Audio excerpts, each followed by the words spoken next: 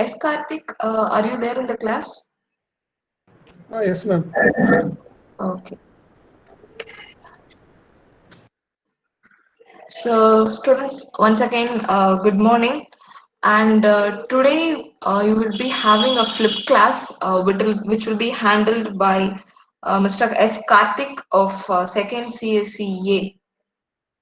S. Karthik, Yes, ma'am. yes, over to you. You can start your presentation.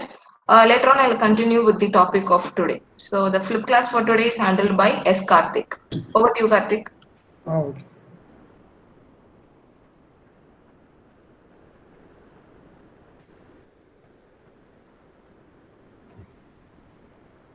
So இன்னைக்கு நம்ம பார்க்க போகிற topic kit.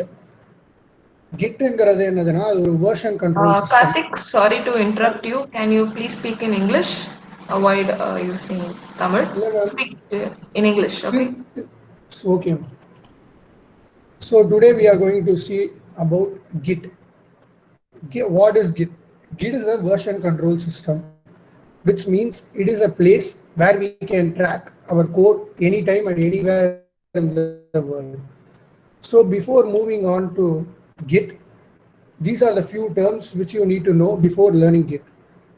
The few terms are repository. It is a place where we keep our code. And directory. Directory is a folder on our computer.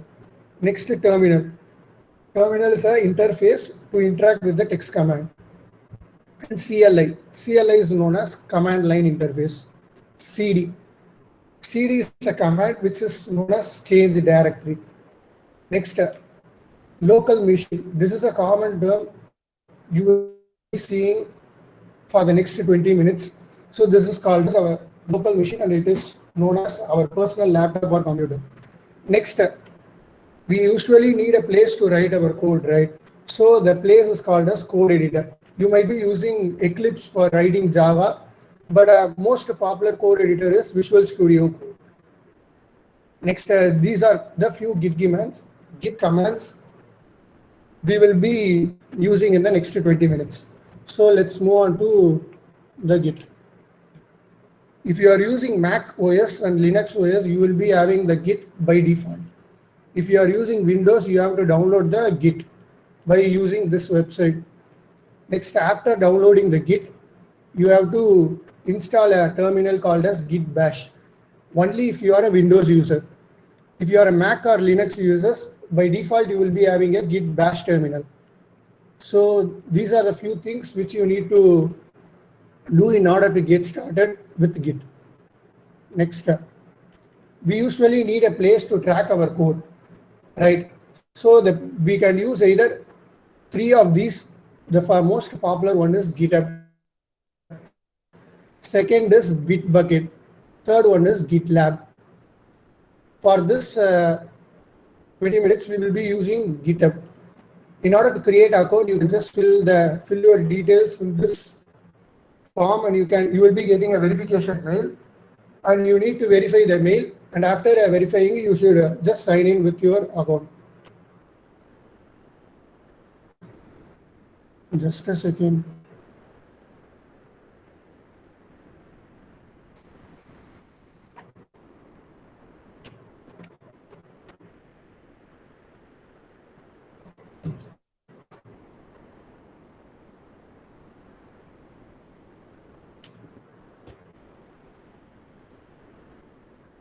After signing in, you will be seeing either this page or your profile page.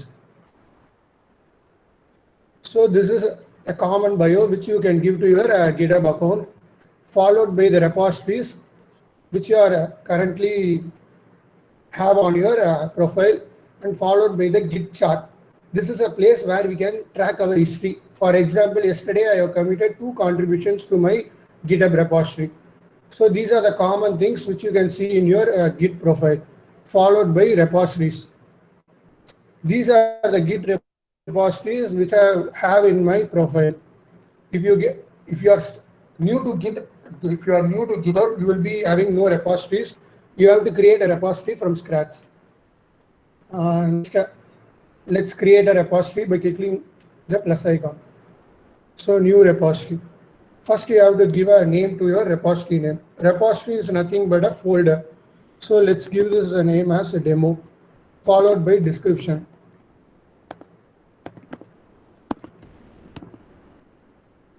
Then you have to click the create repository button. So we have created a repository on our GitHub profile. Next, we can use Git commands by using two ways. We can use directly the terminal in order to create a repository and use all the commands, or by using a GitHub, you can do in order to create a new file. First, let's check out the way where we can use our GitHub profile to create a new file. You can click the create a new file link. Let's create a simple HTML markup.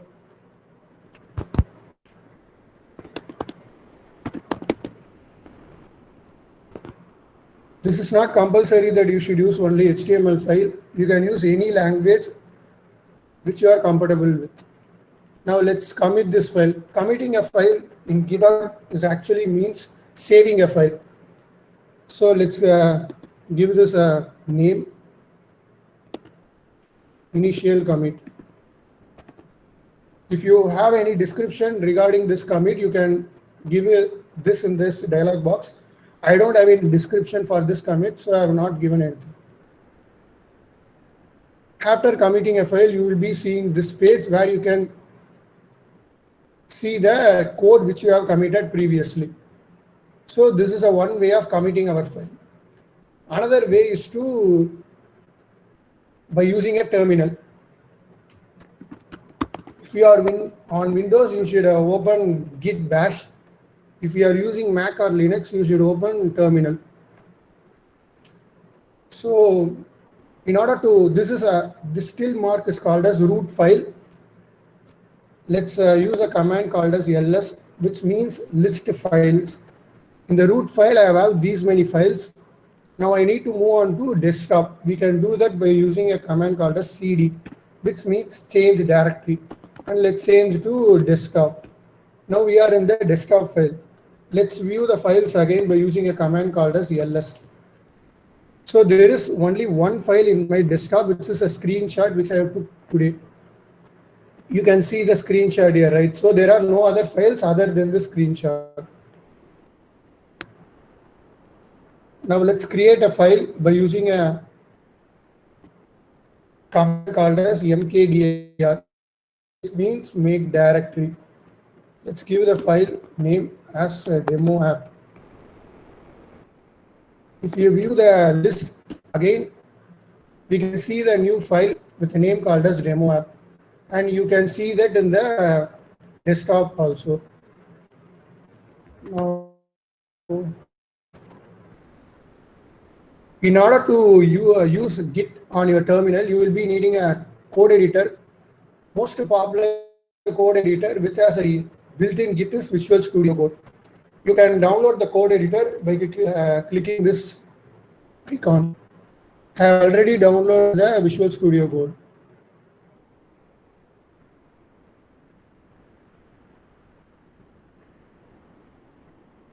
Just click the open folder and move on to the file which you need to be opened.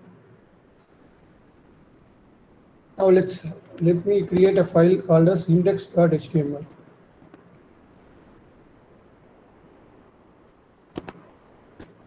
If you are using a Java, you can create a Java file and you can type our Java code here. So let me add a paragraph which says hello world. In Visual Studio Code, we have a default built-in terminal. You can use the built-in terminal in order to use the Git commands. So I opened my terminal in the Visual Studio Code. The first command which we are going to see is git init, in order to initialize a repository. So this clearly says that the Git has been initialized in this folder.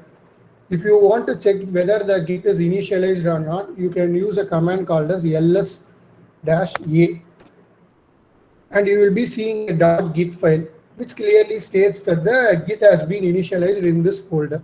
Or you can confirm that by using this particular indication, git master branch. Now let's add this index.html to our Git repository by using a command called as git add. You can specify the file name git add index.html.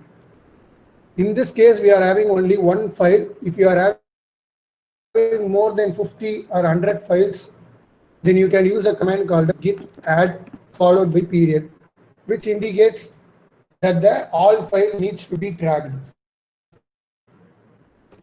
So we have added the index.html. In Visual Studio Code, we will be getting a visual representation in a green color, which clearly means that this file is added to the Git repository.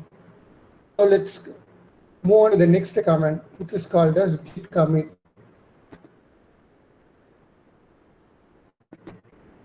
And minus dash m, which indicates the message which we are giving to the commit. In this case, we have committed a file by giving a description, by giving a message called as initial commit, right? So this is as same as this one. So let's give a commit message called as initial commit, and you have to press the enter. So this indicates that the one file is changed, which is index.html and 14 insertion. This code contains 14 insertion. Now let's move on to our GitHub profile and let's create another repository with a name called as demo app.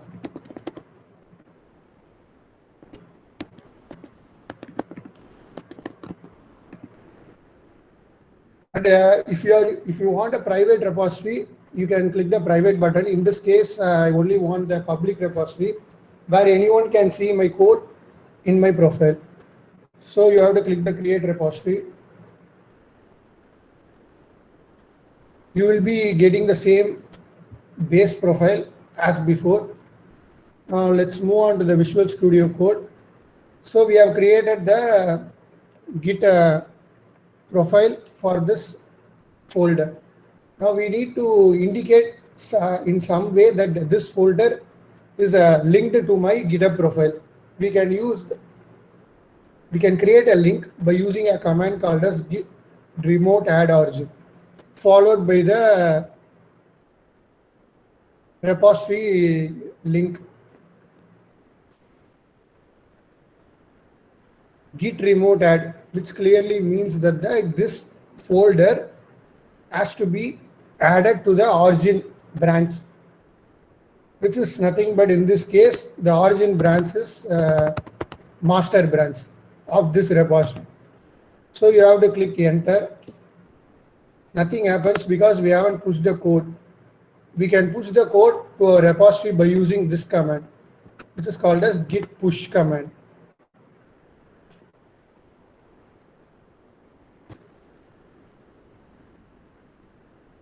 Now the code, this index.html code has been pushed to our Git repository. We can see that by refreshing this page again. So the code which I have written in our local machine has been pushed to our GitHub repository.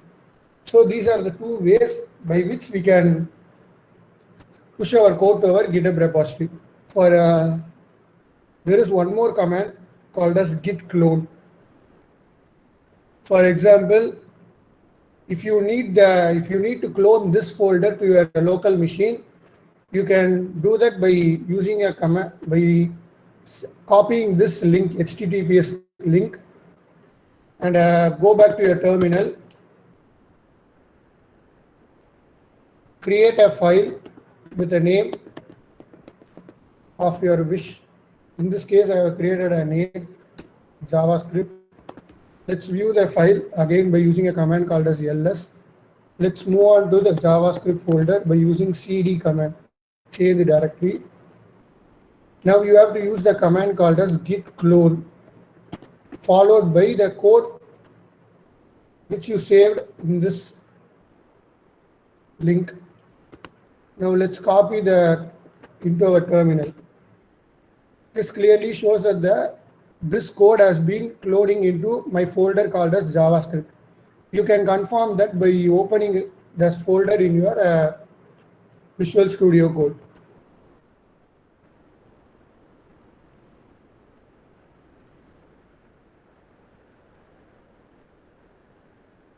So the folder which is in the which is in our GitHub profile has been transformed to our local machine. So this is a one way of cloning any repository from the GitHub to your local machine. So that's it. These are the two ways which you can use GitHub in order to create a repository, and you can track your code in your GitHub profile. And I have linked the every website which I have used in this tutorial over this page, and let me share this in the chat box.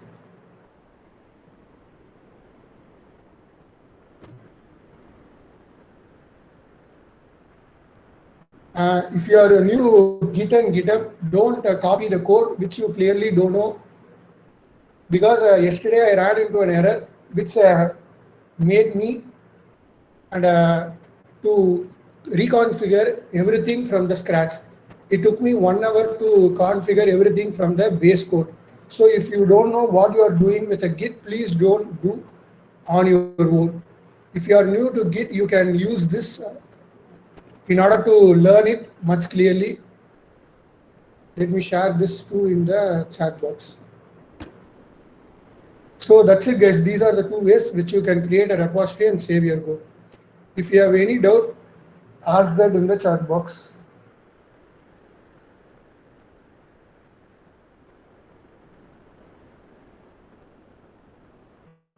Hello. Yes, Karthik, you're audible. Students, if you have any doubt, you can ask him.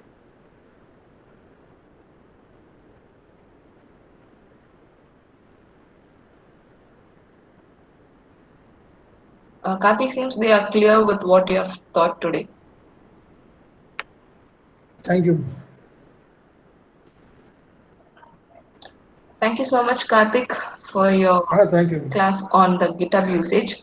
So, students, as Karthik showed you, you have a graph, right, which says how much you have been using your repository, how much code you have been doing it. Yes, ma'am.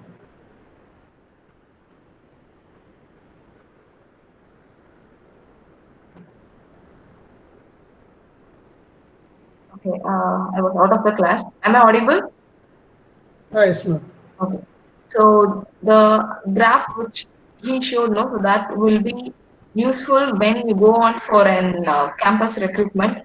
So whoever is recruiting, your recruiter might see your GitHub repository. So that graph will tell you how much good a coder you are. Okay, so that will be helpful. You can also link your LinkedIn profile with the GitHub. So that will also be helpful for you. So make sure you do coding at least by 2 to 3 days a time, so that your repository graph gets improved. So that's it for today. So thank you, Karthik.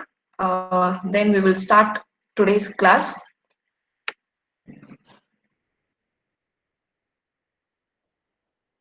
Okay, so today we are gonna look about Swing. So till now you have seen what is how to draw graphical shapes using Applet, and then you have seen the AWT Abstract Windowing Toolkit. So it is an API that allows you to draw different components onto your user interface, graphical user interface. And then you would have seen what are the different layouts that we have, like flow, grid. So those kinds are helpful to make your screen look more attractive. So that is a different way in which you can have your layouts. So today, from today onwards, you will be looking about the swing components. So before that, we will have a recap as usual. So this is your first question. So name the class that is used to represent your GUI, which is optionally resizable and can have a title bar, icon, menus, and so on. So name the class which is used to represent your graphical user interface application window. So can I see your answers in the chat?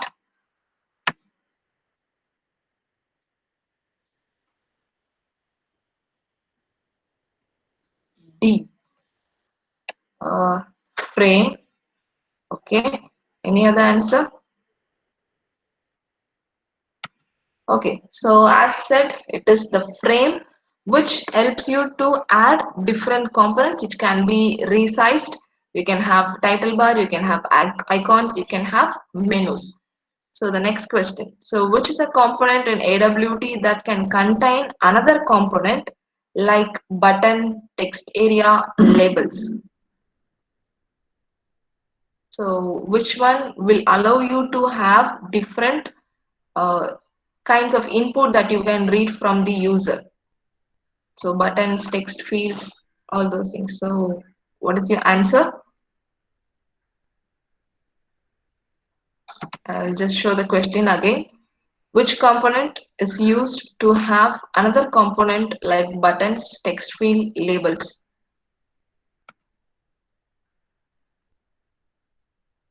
Okay, the answer is it is the container. So your container can hold any kind of components within it. So the next question. What is the abbreviation of AWT? So before starting the class also I gave you this abbreviation now. So applet windowing toolkit, abstract windowing toolkit, absolute windowing toolkit, and none of the above. So what is the abbreviation of AWT? 3A, B. It is not A, it is B. Abstract windowing toolkit. Okay, so that is the answer. So abstract windowing toolkit is the abbreviation of AWT, and it is an API which provides many methods which we can use so that we can have graphical user interface designed. Next question. Which class provides many methods for graphics programming? So in term, which package contains all the methods for your graphics programming? Is AWT graphics, AWT.graphics, none of the above. So in precise, which class provides all the methods for graphical programming? For A, I am asking in precise. Which class? Name the class. Yes, it is 4C. Yes, AWT.graphics. So graphics class, which is available in your AWT package, will provide all the methods that are available so that you can have a graphics programming done. So precisely, graphics is the class which is available in your AWT package. So next one, by which method you can set or change the text in a label. So label will give you some kind of messages, right? So we have seen many examples using label. In your event handling also we saw example. So which method is used to set or change the text in a label? So the options set text, get text, both A and B, or none of the above. So this is your fifth question. So what is your answer? 5A. Yes, that's correct. So set text. So you will have to create an object for the label. So label L is equal to some kind of object. So L is your object, right? So you will be writing L dot set text, and then within the parenthesis, you will have to specify what is the string that you are giving for that label. So set label, that is your object layer for the label dot set text is the method that allows you to have a value for your label. So next one. So which are the passive control that do not support any interaction with the user? Meaning you cannot provide any kind of input through this control. So choice, list, label, checkbox. You in the sense as a user, end user will not be able to provide input using which of these controls? Choice, list, label, and checkbox.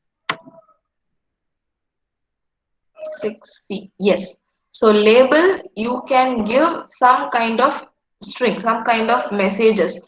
If you have a choice list checkbox, so you can provide your input. So for example, if you are ordering some food in the online shopping, online food sites like Zomato or Swiggy, you will be able to choose, right? You want which items. So you will be having the option to give your inputs. So that can be done using choice list and checkbox, but label it can provide some kind of information, some kind of string as an information, but you cannot have it as an interaction, user interaction. So that is not possible with labels.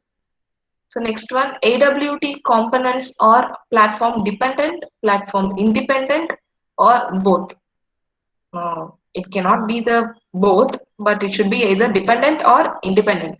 So which of these is the correct one? So AWT is platform dependent or independent?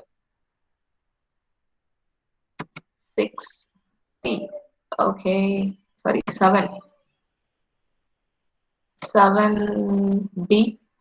No, it is not platform independent. It is platform dependent. So AWT is platform dependent. So Swing is platform independent. So that is why we have Swing. So AWT is platform dependent. So in order to change that, we have Swing. AWT is heavyweight. That is, it will have to of control, that is it will have to communicate with the operating system calls for every thing to be executed. But Swing, it is lightweight, so it doesn't have to have an interaction with the operating system. So that's why we call as Swing as lightweight and AWT as heavyweight component. So the next question, what does the following line of code do? So text field text is equal to new text field of 10. So will it create the object text field and initialize its value to 10? Or will it create a text field object that can hold 10 rows of text? Or it creates a text field object that can hold 10 columns of the text, or everything?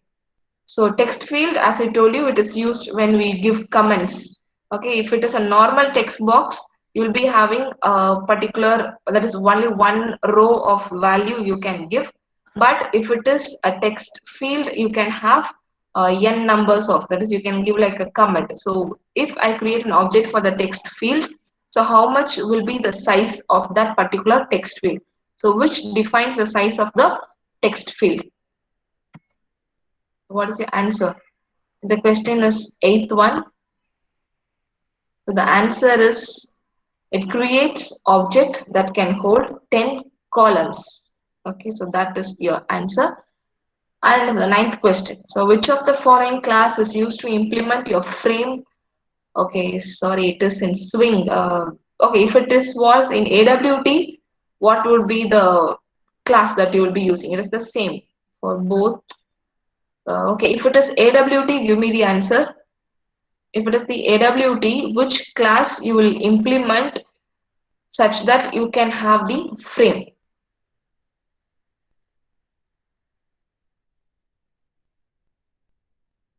The question is ninth. Which of the following class is used to implement the frame in AWT? Not in Swing, it is AWT. Yes, JFrame will be useful for Swing and you will be using frame in AWT. So the last question, layout manager is used for, so what is the purpose of layout manager? So it will add a component to the layout, arrange components in particular manner, or it will do the both.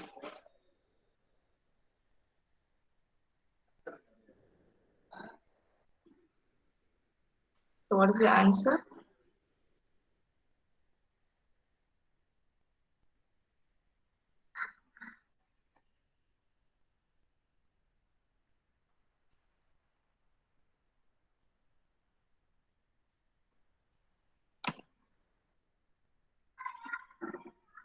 No, we actually arrange the component. Layout manager will only arrange the component, it will not add the component to the layout. So layout, if it is a grid, like how we have for a calculator, so you can have a grid view for the calculator. That best describes your grid view. So your layout manager will arrange the components in a particular manner. You will be adding the components to your frame. So to the frame, you will be adding the components. Then you will be arranging them in a particular manner using the layout manager. Okay, so that's it for today. We have a recap session. So we'll start for the today's topic, and the topic for today is Swing. So as you know, in earlier classes, you had the difference between AWT and the swing. So what AWT does is it is a heavyweight process, and it is platform dependent. So swing is platform independent and it is a lightweight process. So swing is an API, okay, just like AWT, it is also an API which provides all the methods that help us to have a graphical user interface defined.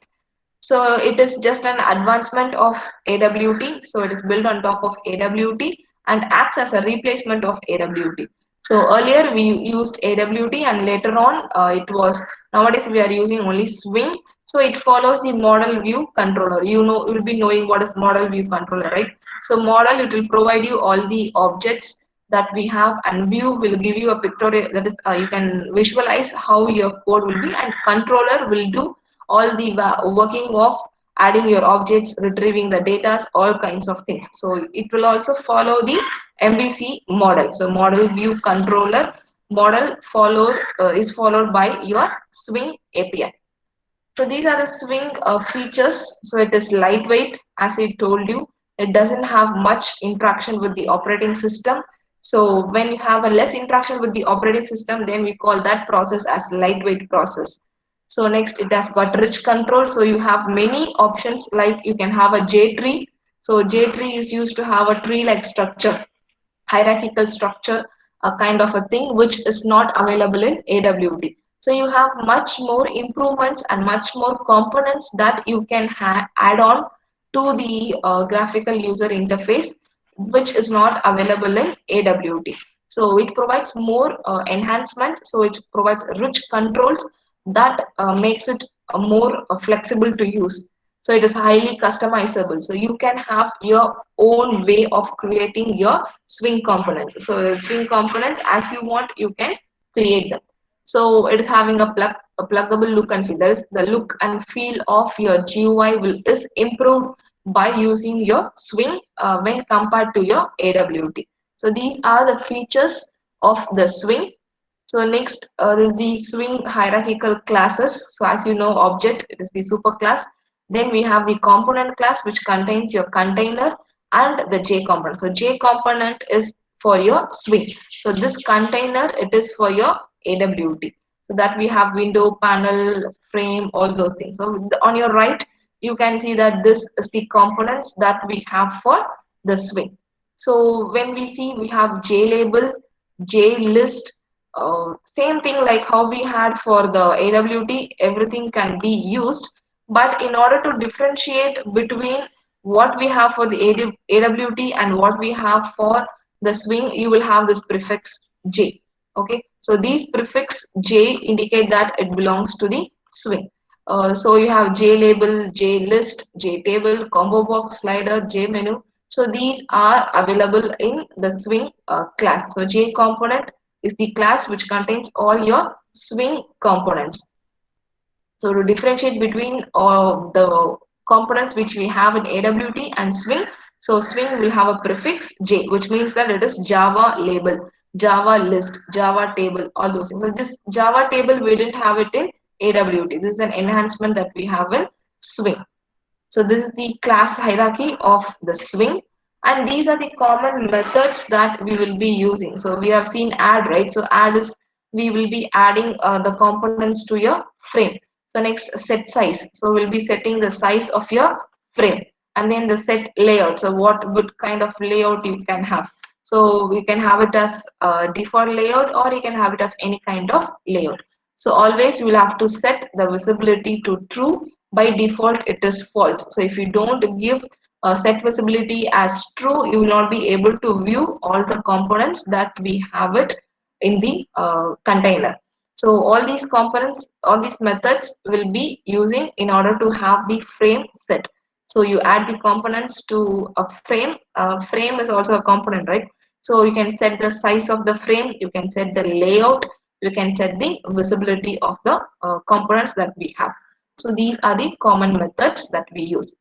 And we will be looking about every component. So first component is JPanel. So JPanel, it is used to have a panel view on a on your frame. For example, I'll just first explain you the code and show you the output. Then later on we can see how this can be done.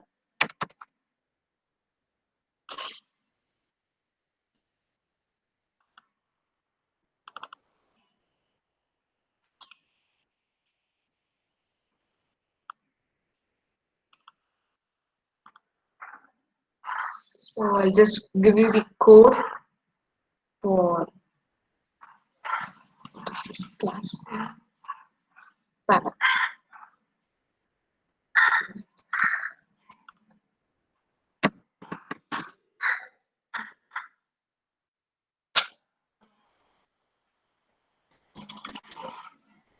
So it'll be better if you first see the output, then you can understand what this panel will do. Just compiling it. Yes, it is compiled, then just run it. You'll be having a window to view your GUI. So this is, so I can have something like this. So this is a frame. So you can have a panel. So this is first one and this is the second one. So this is your actual window, right? So your outer layer, and this is my panel. So I can have a separate space where I can have all my components inside it. So this is your content panel that we have, and this is your actual panel which I have created. So I just created two buttons. So this is the panel that I have. So now I'll explain the code. So what we are doing is we are just calling the constructor. Okay, we are calling your default constructor. So inside the default constructor, so I have given all the code where I can have a GUI. So first I've just created a frame. Okay, so the name of the frame is panel example. So this you can see it in the output. So here you have, right. So this is the name of the frame. So panel example on your top left corner you can see this. So next we have created a panel. So we have created the panel using the constructor that is available for the panel. So next I've set the boundary of the panel. So same wise, x-axis, y-axis, what is the width and what is the height of your panel. And we have set the background color for the panel as gray. So as you can see in the output, so your panel has got the background color as gray. And then I've created button. So first button 1, then I have set the boundary for the button. So you can see that I'm using J as a prefix for all the things we have. So it means that it is a swing component and not a AWT component. So then I've set the boundary for the button. So X and Y axis, then the width and the height of the button, and the background color for the button I've set it as yellow. So I can, as you can see, this button 1 is having a color yellow. So next I have created a second button, so which is the name of the button is button 2. Same wise we have created the boundary, that's X and Y axis, width and height, and then you have set the background color as gray. So now these components that I've created, I have to add it to the frame. So using a frame, you can add it. So before that, this is a panel, right? So this panel should be added on to the, that is your buttons and all things are appearing on your panel. So first add all the components onto your panel. So panel is the object name that I've created for the panel. So panel dot add your button 1, then panel dot add button 2. So these are the components that I'm adding on to the panel. So next add your panel onto the frame. So you can visualize how I'm doing it. So these buttons belong to my panel. So I'm adding these buttons to my panel first. Then I'm adding the panel itself to the frame. So these are like flying objects. Okay, you need to add them into a particular place, otherwise they will keep on be flying and you will not be able to view them.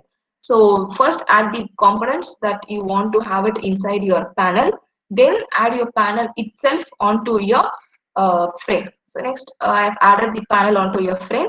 Then as usual you set the size of the frame, and I have not given any layout, it is null, and I have set the visibility to true.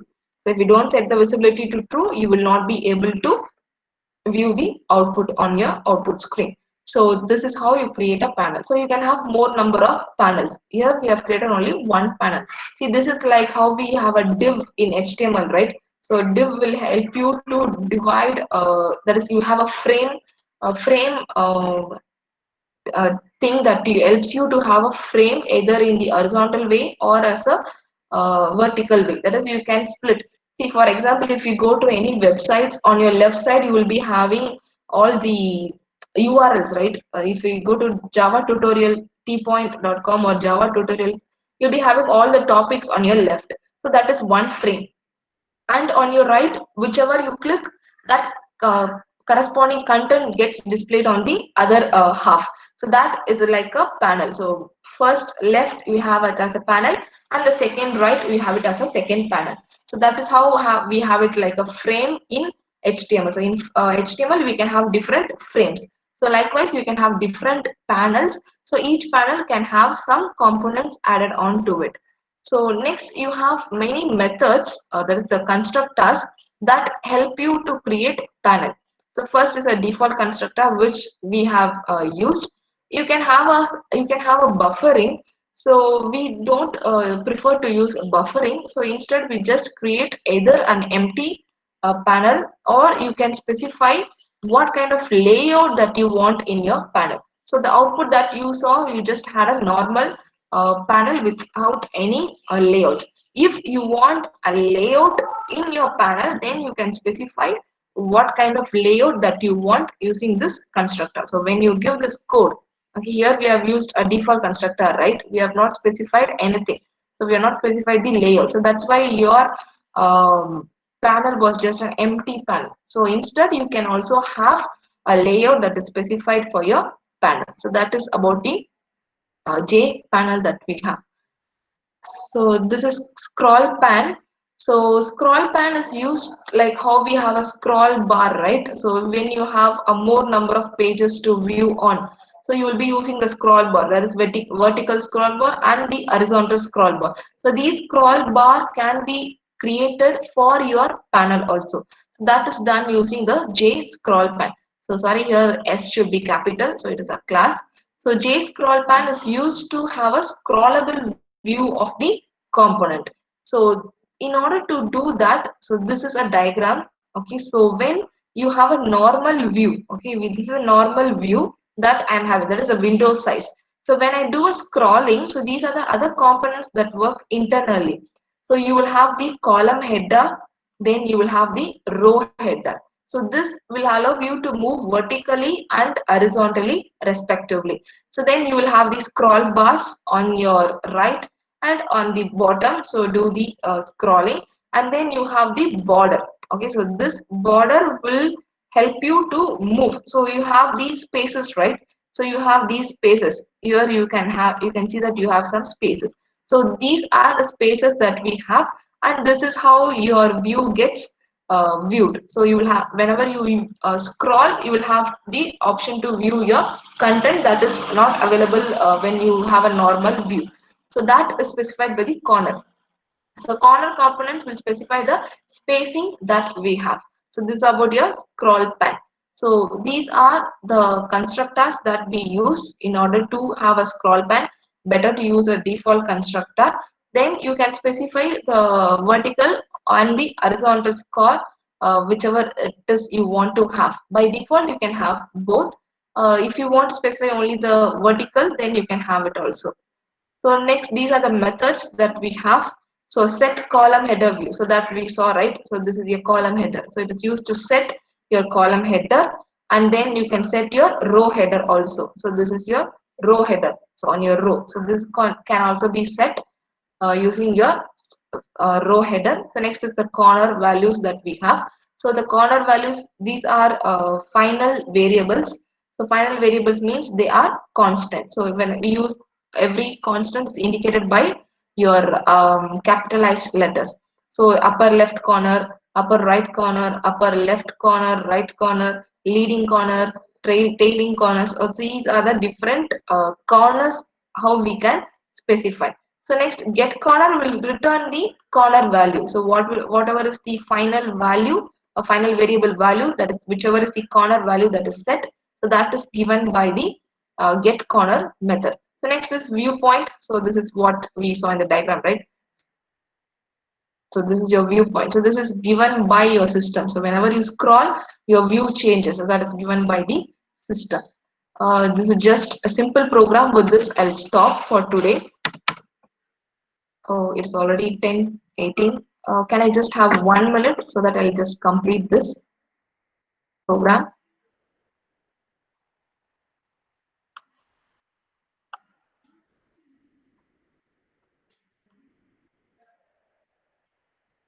So the same thing inside your class, I've just created a frame. Okay, so this is inside a method, GUI method, GUI method that is a user-defined method. So we just create a frame and then set the visibility and the size of the frame.